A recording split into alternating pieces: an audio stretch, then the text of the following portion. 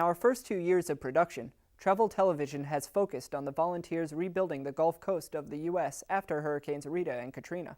There are many people helping to bring back the Gulf, and in this episode we will revisit some of our favorite stories.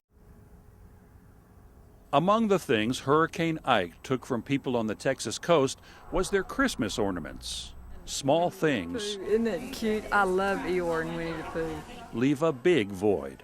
When you lose this, it's been likened to losing your family pictures. Jill Crone's family suffered a flood 13 years ago. This is our house right here.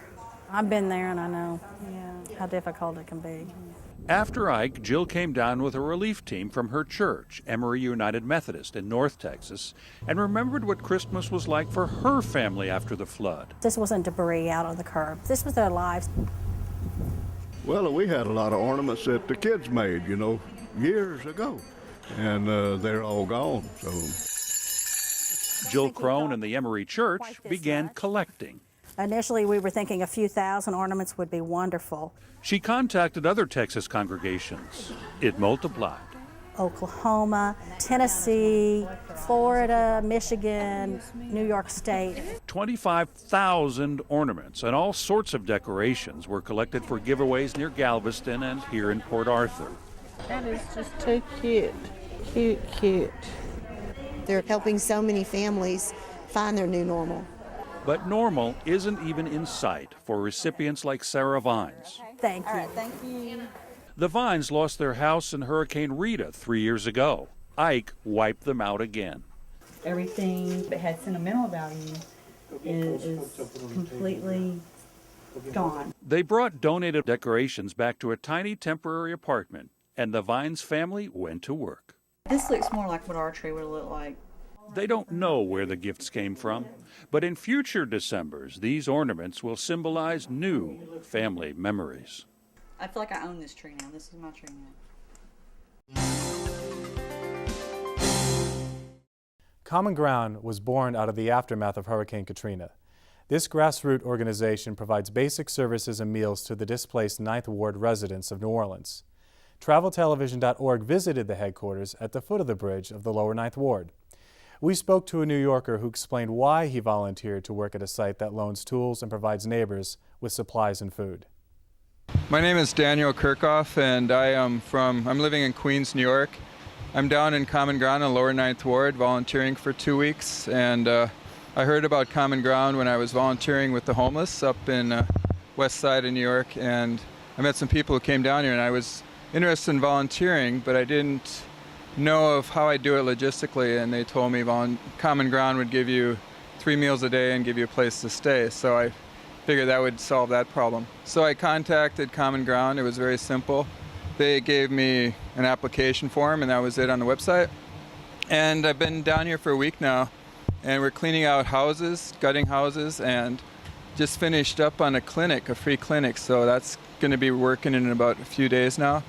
And I'm living with the community of volunteers and also residents of the Lower Ninth. So I've been listening to a lot of stories, what's going on here, and it's been pretty enlightening and very moving as far as what people have gone through. And they're just really happy to have people down here. They're excited to see people from all over the country that care.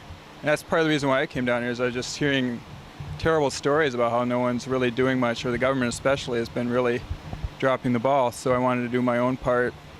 So it's been a good experience. It's been very interesting, and it's a great place to just find out for yourself what's going on, and also to see people who are starting from scratch again and have an incredible willpower to try to make their lives good again. I went to a Baptist service, and it was just really positive, very moving how they were really hopeful about what's going to happen, but they also realize there's a lot of work to be done here, and there's tons of work to be done. So we really need volunteers, and we need people to just come down here, and even just witnessing what's happening is important. So I hope you can make it down here. Thanks.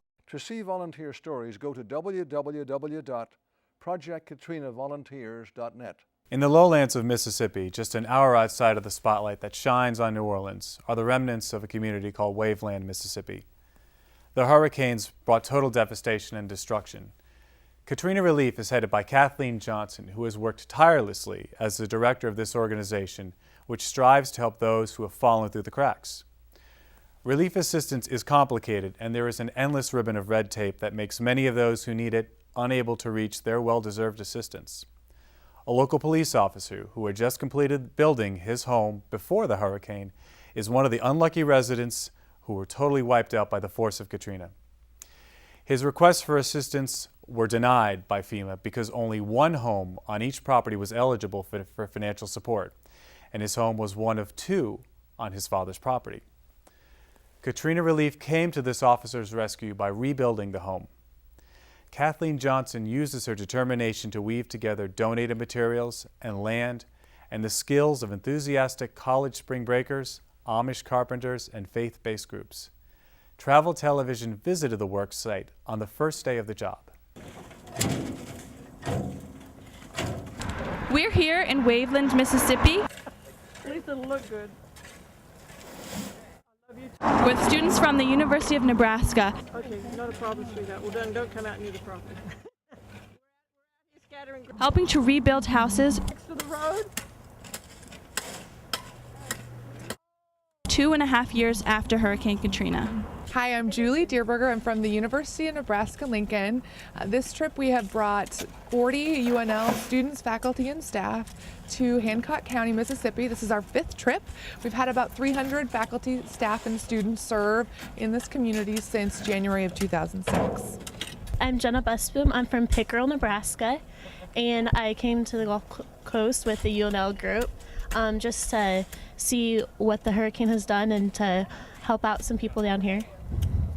This is a service learning trip, and so we're trying to learn about the community, about different types of needs, different types of tools, and those sorts of things, and also through our service that we are performing to the community.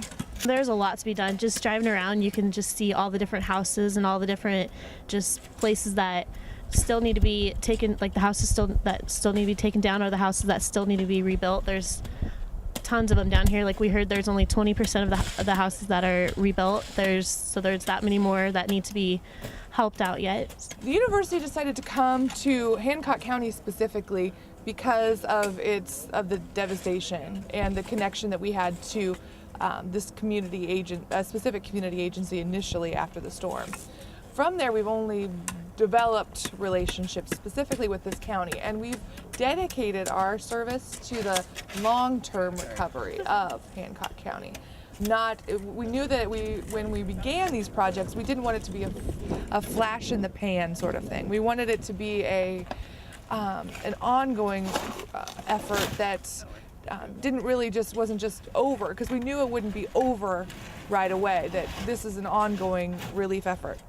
Well, yesterday we actually got to take down a house. We got to help in the demolition of a house, and I actually got to talk to the owner of the house individually, and he was so thankful. And I don't know, it made me know that I could actually talk to the people, and that our help down here is actually really helping them. Since we have begun, we have seen progress, absolutely. As I said, our job sites have changed a lot, from litter pickup and demo to now, finally 2 years later, we're talking about rebuilding, which is a great amount of time between when the storm actually occurred and now. So we're excited to be a part of that effort and the future of this area. Thanks, guys. To see volunteer stories, go to www.projectkatrinavolunteers.net. Nina Brainina, a student at Occidental College, produced this documentary about her visit to New Orleans.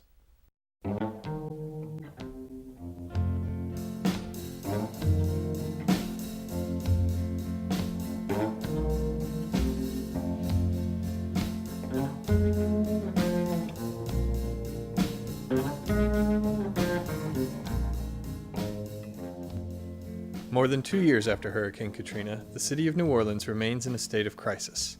Thousands are in need of everything from social services to help rebuilding their homes. Our goal is to illuminate the variety of services that various organizations provide, so that prospective volunteers can be more well informed. Greenlight New Orleans is a nonprofit organization that provides free, energy-efficient CFL light bulbs to any resident who requests them. We go out in the neighborhood to all these homes and exchange about 400 to 500 light bulbs in one event. But I have so many applications that I can use, a huge amount of volunteers. And it's important if we rebuild the city that we rebuild it green, we rebuild it sustainable. These are the light bulbs, and we just go and exchange whatever Dorothy wants us to exchange. We have now installed about 4,500 light bulbs, and we have applications for 18,000 light bulbs, and applications come in every day. So hopefully we will be able to put in around 20,000 light bulbs. And the energy savings for the city over the time of the light bulbs, over the lifetime of a light bulb, would be about $1 million. So your savings over the lifetime of the light bulbs, that's about 5 years. You will save. I'm going to keep your number and you better not change it because it's right out. 27,610 kilowatt hours of electricity. That equals to $2,990. And I think it's a wonderful experience for somebody to come down here and actually experience the true New Orleans culture, combined with doing something good for the environment. One of the main factors that contributed to the devastating flood levels in the hurricane's aftermath is the degradation of Louisiana's wetlands. Besides providing habitat for millions of diverse species and improving water quality, every 2.7 miles of wetlands reduces storm surge levels by 1 foot. Louisiana loses up to 40 square miles of wetlands a year. The primary causes for this loss are human. Oil and gas exploration, levee construction, canal dredging, draining for agriculture, and deforestation all contribute to wetlands loss. The Louisiana Department of Agriculture and Forestry has a program that employs volunteers to aid in wetlands restoration. This is a planting of bulrush on Lake Catawachi. Volunteers are taken by boat to areas where replanting will have the greatest impact. This state-organized program employs volunteers in scheduled plantings throughout the year for a truly hands-on experience in environmental preservation. Residents come to us because they were displaced with Katrina or because they've fallen on a hard time since. Many of our residents have come from situations of domestic violence, and so they come to the shelter and are able to get back on their feet through a variety of programs that we offer. In general, we offer shelter, like long-term shelter in a family-style environment, which means that everybody pitches in with chores, including the volunteers. Everybody cooks meals, everybody lends a hand. It's very much, everybody is each other's support. Kitchen and dining room cleanup. Thursday? Friday for Doris. Friday for Doris. Thank you. And then while the women are staying here, we offer case management, which means that we offer, while you're staying here, women get free eye, free dental, free mental health stuff, free like general practitioner. We offer them like a family structure, a structure of support, and we also offer them a cooking program where they can learn long-term skills. We just offer anything to get them back on their feet. The goal is always empowerment. The goal is always independence. And what we don't want is to fall into a situation where they're so dependent on somebody that they can't stand on their own 2 feet. And most of them are, but there's, sometimes people need a little help, a little boost. So we offer that boost. Rebuilding Together New Orleans employs volunteers of all skill levels to help rebuild the homes of elderly, disabled, and low-income residents. Eva Alito, a construction specialist for Rebuilding Together, describes the types of workers they need. Well, depending on their skill level, we'll put them to work painting. If you have the lowest skill level, we can teach somebody how to paint.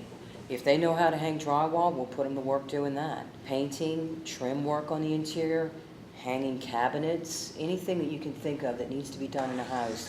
If a volunteer is willing to learn, we're willing to teach them. We just need somebody who's able-bodied and good spirit, and we can put them to work doing just about anything in a home that needs repair. The Common Ground House of Excellence serves as a technical and legal resource center for the residents who are rebuilding. They provide a public computer lab, open daily, and free legal aid every Saturday with pro bono lawyers. They also employ volunteers to run various other programs. The focus of what we do is providing technical support for other local nonprofits in the area and for the organization as a whole that we work for. We also provide technical support for community members. One of the things that we do is taking e-waste and turning, basically computers headed for the dump, turning those into functional machines. We've done that with about 150 machines. We specialize in basically bringing grassroots media to the New Orleans area and the diaspora. We have print media outlets such as Breaking Ground newspaper. We have Radio Project trying to launch off the ground, Radio Uprising. We also have our website, and yeah, that's about it. And now I can't work. It's been a real 1-2 punch, so I really appreciate this place. Just coming in to use the phone and the internet, read the paper, and everybody's so friendly. It's a good deal. More than 2 years after the flood, the New Orleans public school system has still not fully recovered. Thousands of students have fallen behind due to a shortage of teachers and resources. New Orleans Outreach is targeting this issue by putting volunteers right in the classrooms. New Orleans Outreach is a nonprofit organization that is trying to improve the public school system. So it's putting all of these volunteers as teacher assistants and tutors to strengthen the teacher to student ratio. I was working one-on-one with a student working on his reading fluency, which means we time him for a minute to see how many words he can get through. And at the time of the first test, he was reading about 3 or 4 words per minute, and then by the time at the end, he was close to reading about 80 words per minute, which is above passing, so it's pretty great.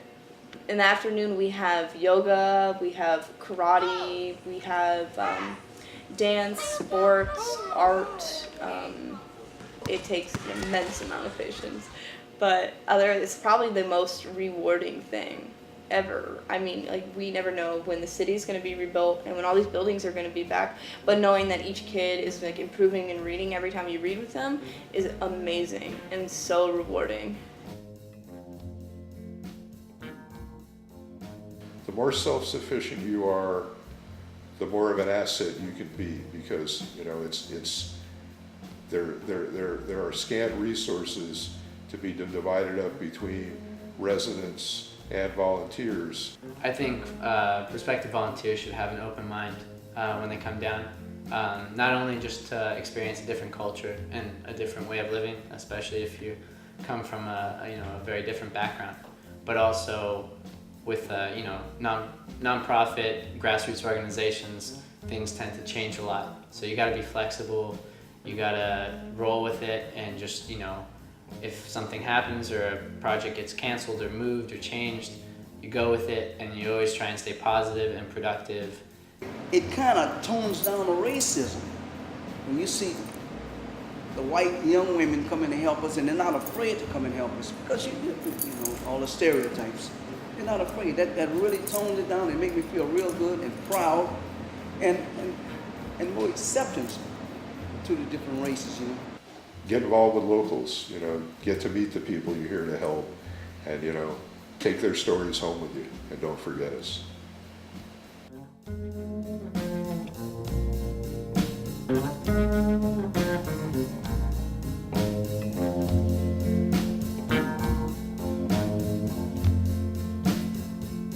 No food on my table, and no shoes go on my feet.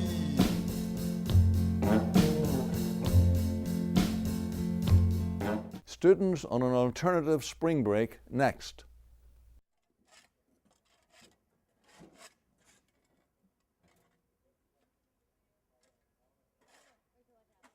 I was a volunteer here in St. Bernard Parish for the past 24 years after I was paralyzed in a car accident. As you can see, this is what's left of my home after Katrina. I didn't think I'd ever see my home rebuilt again. I spent the past 2 years living in a FEMA trailer, waiting to die in a FEMA trailer. Debris, push all that. I brought a hammer. If you want to pull like the individual nails out of the studs, so when they come in here and do all the other work. I'm Ashley Ramos. I'm Emily Wasserman. And we are here with the Sid Jacobson JCC program. We're helping to build sites, reconstruct the homes after Hurricane Katrina hit over 2 years ago. And we gave up our December vacation because we thought that there's nothing else I could think of that is more rewarding than doing something like this, and it's just so unbelievable to see personally the faces and like of these people after their homes have been destroyed, and they've all stayed so positive about it, and it's really humbling, the whole experience. Everything here was once amazing, and now it's been ruined, and I'd like to get it back to the way it was, and I'm willing to sacrifice my vacation, anything it takes to get this done. It's kind of sad that all these homes were once like any other homes, and now they, just because of a hurricane, they got ruined and they have to start from scratch, and we're here to help them.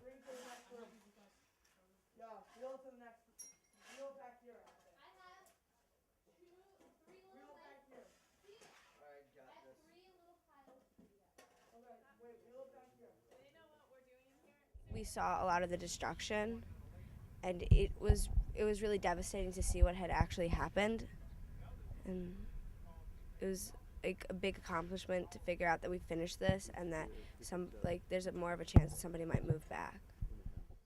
For me, this was much more, as a Catholic, what Christmas is to me is to practice giving instead of receiving, and this is a perfect thing for me. I came out here to give instead of staying home and receiving a bunch of gifts, and that's practically what I'm trying, because I've been pretty spoiled up to this point, and just when I heard about New Orleans, I felt like this would be a great idea to do that, and help others. My Christmas present, the only thing I got for Christmas this year is a whole group of volunteers. I walked outside my front door and I seen a rainbow from the beginning to the end, and 20 minutes later I found out I was going to have some 16 volunteers helping me today. If there were more people like this in America that would volunteer their time to help put people back in their homes, thanks would be immense. And if you ever needed us, I'm pretty sure most of us would pack up our things and come to you. So I would like to see a permanent facility built where they have to put in 35 hours of community service and actual accountability. That way the state has something to grasp onto so they could fund this and make this really happen. And they put in their hours in their community service, they'll have a fed meal and a free place to stay. I just want to thank you volunteers for everything y'all have done. This storm has been where we have seen some of the best in America and some of the most scummiest people in the world that have come here for some of their own self-gain. But to see these young people that are here to do something, not to fill their pockets, is truly amazing. A lot of the people here that are doing this work are doing it genuinely from their heart and genuinely trying to improve our lives. And this is how Katrina left it. Historic buildings and a brand new facility at Gulfside Assembly were flooded and flattened by Hurricane Katrina's fury in August 2005. We raised the building, celebrated. 20 days later, it was gone. So God must have a better plan for this place. Otherwise, he would not have swept it clean.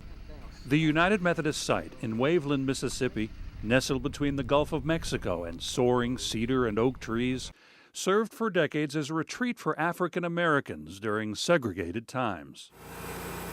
Although the buildings no longer stand, the spirit of hope is being restored. It has a life that will continue and be a thing of beauty that people will enjoy and appreciate. Volunteers, including several United Methodist pastors, spent nearly 6 months at the Hinton Rural Life Center in North Carolina, crafting symbolic furniture from these logs that once stood as shade trees at Gulfside. They're carefully shaping these pieces of eastern red cedar into a communion table, the centerpiece, literally, of the 2008 General Conference. People can walk up to it and touch the communion table or the pulpit or something and say, this was a tree at Gulfside. The pieces represent the rich past and promising future of this historic site. Plans call for the furniture to be returned to a rebuilt Gulfside. It's pretty amazing what it symbolizes, I think, that it survived. Many of the volunteers coming to the Gulf Coast are college students who have participated in university-sponsored programs, sometimes referred to as alternative spring break vacations. Teachers, professors, and other school staff have also served as active volunteers.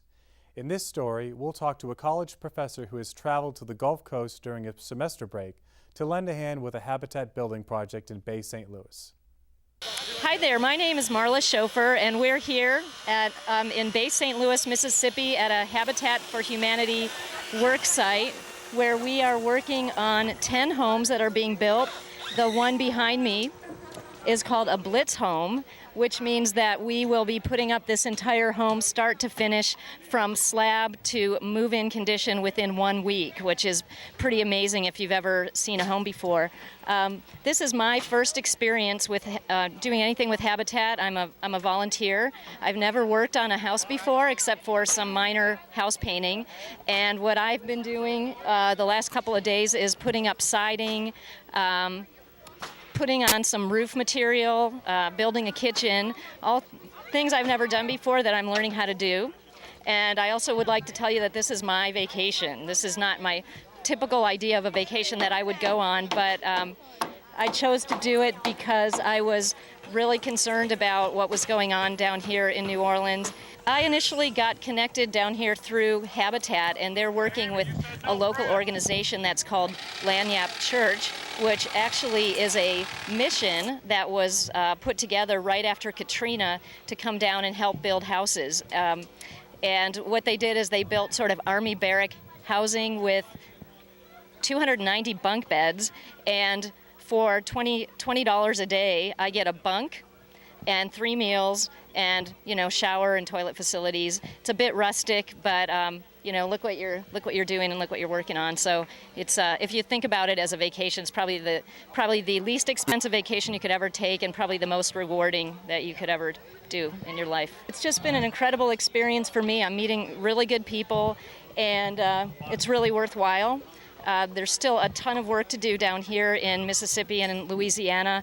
I think that we're not seeing a lot of it anymore in the news and the media, but it's going to be years and years before things are cleaned up here. And there's a lot of people that are living in FEMA trailers. They don't have homes to live in. The countryside is landscaped with homes that have been blown apart.